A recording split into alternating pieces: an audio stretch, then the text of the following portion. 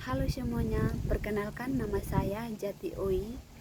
Di sini saya akan mereview buku yang berjudul Injil Manusia dan Peradabannya, karya David Eko Setiawan, diterbitkan pada tahun 2021.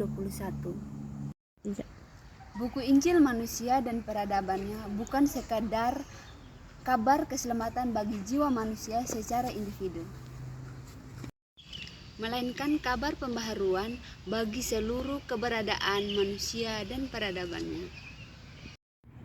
Sejak awal, Injil berbicara tentang manusia sebagai ciptaan Allah yang bermartabat, diciptakan menurut gambar dan rupanya,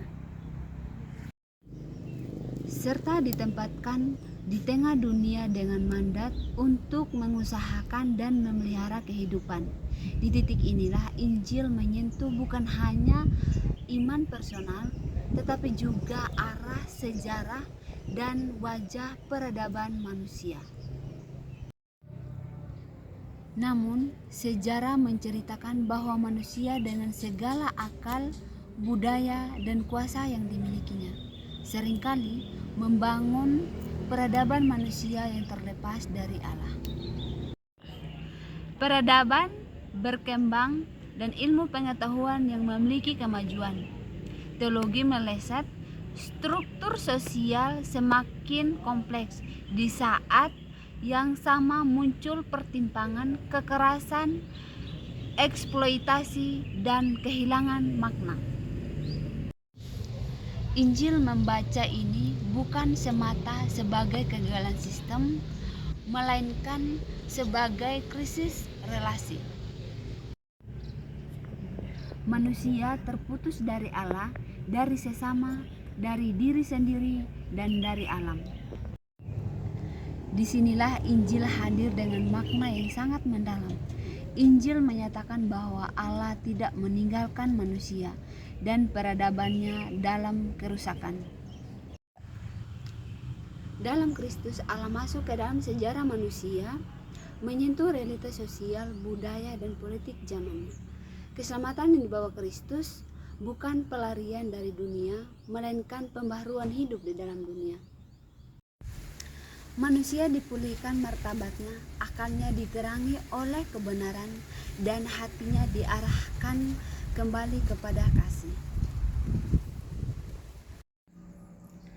Peradaban yang dibentuk Injil tidak diukur hanya oleh kemajuan materi, tetapi oleh kualitas kemanusiaan, bagaimana yang lemah diperlakukan, bagaimana kuasa digunakan, dan bagaimana perbedaan dirangkul.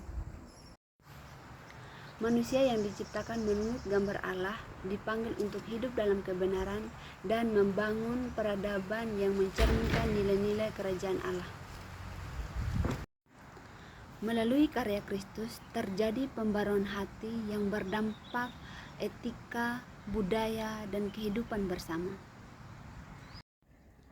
Kelebihan buku ini menunjukkan bahwa Injil tidak hanya berbicara tentang keselamatan jiwa, tetapi juga tentang pembaruan hidup dan tantangan sosial.